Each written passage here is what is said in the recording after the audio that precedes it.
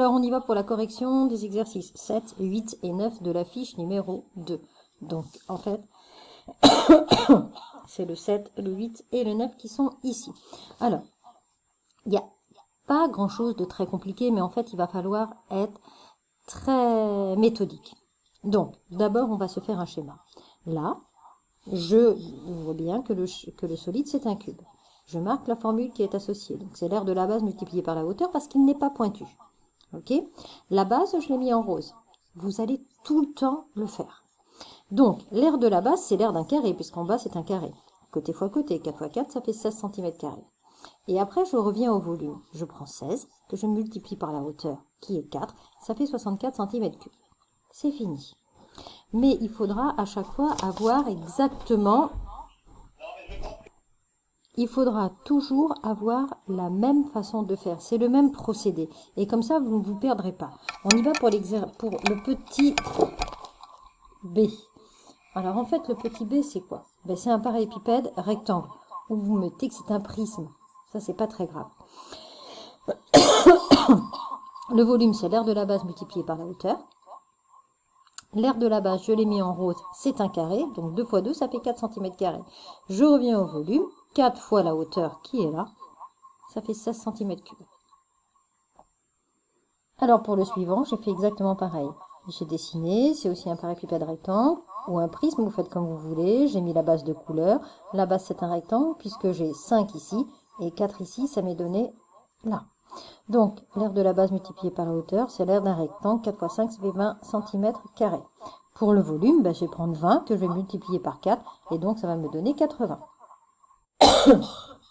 Alors, le 80, il est là. Évidemment, à chaque coup, on marque les unités. Quand on multiplie des centimètres par des centimètres, on obtient des centimètres carrés. Mais quand on multiplie des centimètres carrés par des centimètres, on obtient des centimètres cubes.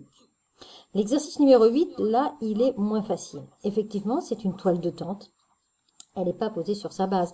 Parce que la base, je vous rappelle que ce sont deux figures qui sont identiques et parallèles. Et là, ce sont les triangles. Okay. Donc, le solide, c'est un prisme. On ne l'appelle pas la toile de tente, hein, c'est un prisme. Donc, le volume, c'est l'aire de la base multiplié par la hauteur. La base, c'est les triangles. Ok. Donc, l'aire d'un triangle, c'est la base multipliée par la hauteur divisée par 2. Moi, ici, je l'ai redessiné pour être sûr de ne pas me tromper. Parce que la base et la hauteur, ce sont deux grandeurs qui sont perpendiculaires l'une à l'autre. Donc, 1,2 multiplié par 0,9, ça me donne 0,54. Centimètres carrés. Et le volume, c'est 0,54 multiplié par 2,10, puisque la hauteur, c'était 2,10. Donc, ça fait 1,134 cm3. Pour l'exercice numéro 9, eh bien, ce solide-là, c'est un cylindre. Donc, le volume, c'est l'aire de la base multiplié par la hauteur. L'aire de la base, c'est l'aire du disque. Je l'ai mis en rose. L'aire du disque, c'est pi fois r au carré. Et je trouve 50,27 si je prends la touche pi de ma calculatrice. Je mets à peu près égal puisque ça ne tombe pas juste. Ce 50,27, je multiplie par 8 puisque la hauteur est de 8 et je trouve 402,16 cm3. Ça, c'est la première possibilité. Ce n'est pas la valeur exacte, c'est une valeur approchée. Donc d'ailleurs, je vais mettre des petites vagues. Si je veux avoir la valeur exacte, le chiffre pi, on ne peut donc pas l'arrondir. Donc je vais le garder. 4 au carré, ça fait 16. Donc la valeur exacte, c'est 16 pi. Que je vais multiplier par 8, ça va me donner donc 128 pi. Et ça, c'est la valeur exacte en mathématiques. Okay, donc il faut le savoir que le chiffre pi, quand on le calcule et qu'on veut avoir une valeur exacte au résultat, eh bien on le garde. Voilà. D'accord? Donc voilà la correction du 7, du 8 et du 9. Moi, j'aimerais que sur vos cahiers, ce soit exactement comme ça. C'est-à-dire que j'aimerais que vous fassiez le dessin, que vous passiez en rose, enfin en rose, une autre couleur, hein, peu importe, la base, que vous marquiez les formules, que vous marquiez le nom du solide, que vous suiviez cette marche à suivre. Voilà. Faites-vous des modèles. Donc maintenant, on va faire un petit peu plus complexe. On va calculer le volume d'un solide, hein, comme ceci.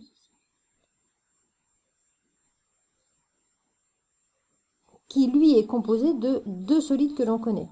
D'accord? Donc, en fait, il faut savoir que ce volume total, c'est le volume d'un prisme plus le volume d'une pyramide.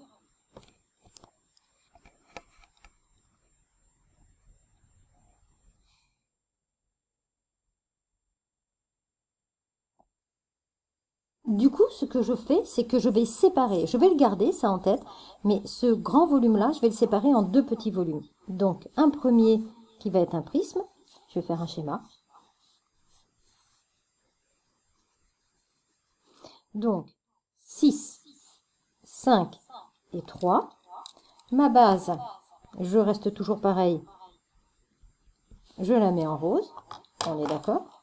Et puis, ce prisme-là, je vois bien que c'est une pyramide. Moi, je vais la mettre à l'endroit pour être sûr de ne pas me tromper.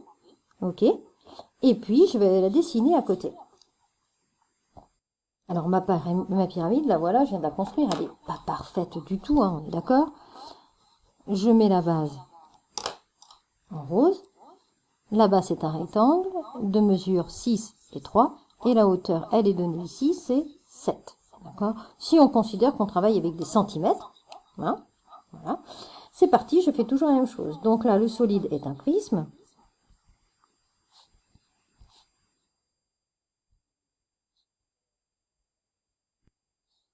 Pour calculer le volume d'un prisme, je fais l'aire de la base multiplié par la hauteur. L'aire de la base, eh bien, c'est l'aire d'un rectangle. Ce qui va me donner 3 fois 6, qui va me donner 18 cm². D'accord? Maintenant, pour avoir le volume, je vais descendre un petit peu mon cahier. Pour avoir mon volume. Et donc, pour calculer le volume, eh bien, je vais prendre les 18 cm² de l'aire de la base que je vais multiplier par 5, qui est la hauteur. Et je tape sur ma calculatrice. 18 fois, évidemment, c'est mieux quand la calculatrice est allumée. Et je trouve 90 cm3. Je fais pareil pour la pyramide. Le solide est une pyramide. Attention, c'est pas la même formule que pour le prisme. C'est volume, c'est l'aire de la base, que je multiplie par la hauteur, mais que je vais diviser par 3. L'aire de la base, c'est la même que tout à l'heure, hein. C'est l'aire du rectangle. Donc l'aire d'un rectangle, c'est longueur fois largeur, donc c'est 6 fois 3 égale 18 cm². Par contre, le volume, eh bien, ce sera 18 fois 7 que je divise par 3. Eh bien, je tape sur ma calculatrice. 18 fois 7 divisé par 3, ça fait 42 cm3.